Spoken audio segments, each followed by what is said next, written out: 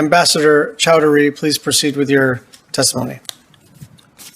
Mado, I've got a long history with these buttons. Do I have it right, sir? You got it right. You're doing great. Thank you.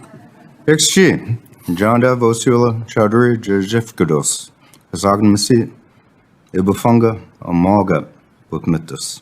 Mr. Chairman, Vice Chair, members of this esteemed committee, thank you for the opportunity to testify. My name is Jonodev Osula Chadhuri, and I'm proud to serve as ambassador of the Muskogee Creek Nation.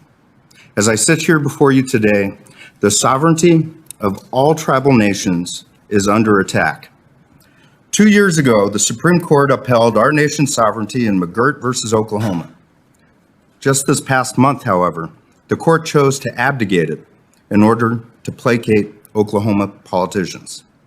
Congress has a duty to protect the sovereignty of all tribal nations. That duty is all the more pressing when one branch of the federal government seeks to eliminate it.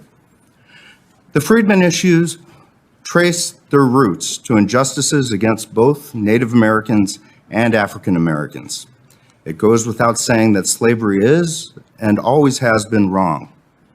And just as the United States fought a civil war over slavery, the Creek Nation fought its own civil war. On one side were the traditionalist Upper Creeks, who opposed the imposition of colonial American life into our nation, including the legalization of slavery. I'm a descendant of Fish Pond and other Upper Creek towns. My mom used to explain family oral history, stating that when our family and other Creeks would raid slave owners, we would give freed slaves 3 options. 1, receive our assistance for passage to the north. 2, live among us and with us. Or 3, join an autonomous Black community within the larger Muskogee world. However, these practices conflicted directly with the goals and desires of the most prominent Lower Creeks, who sought to fully assimilate every aspect of white American culture into the fabric of our nation, including slavery, cotton, and Christianity.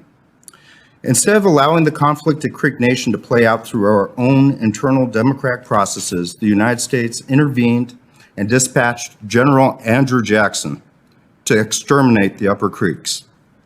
The United States' goal was nothing less than complete annihilation. In 8 months of massacres, the United States burned nearly every Upper Creek home and murdered thousands of men, women, and children. My ancestors from Fish Pond sought refuge at Horseshoe Bend on the Tallapoosa River in Alabama, and they were slaughtered by Jackson and the slave-owning Cherokee leaders John Ross and Major Ridge, who volunteered to fight with them. At Towahaschi, Jackson locked 50 men, women, and children in a cabin and burned them alive. Horseshoe Bend and the scores of massacres that preceded it silenced the strong anti-slavery faction within the Creek Nation. Jackson's extermination policies against the Upper Creeks created Alabama and resulted in the Indian Removal Act and ultimately the Trail of Tears. Even so, thousands of Creeks fought on the side of the Union in the American Civil War. Once again, we were targeted. Our homes burned and hundreds died.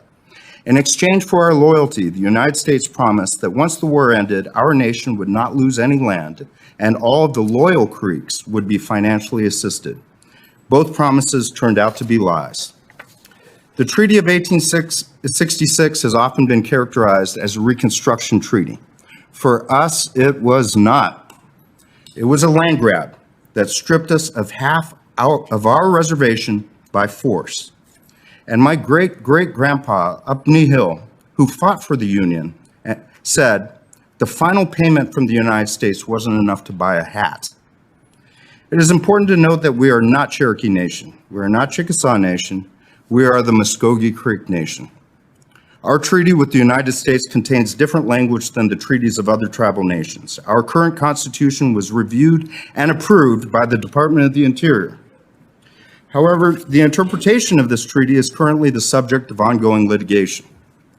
Any true solution must go beyond the shallow political rhetoric and the yes-no binaries that such rhetoric supports. To that end, we've begun a process at Muskogee Creek Nation of developing historical, cultural, and legal research that will help our citizens engage in a thoughtful, informed exploration of this issue as they exercise their sovereign right to determine the future of the Muskogee Creek Nation.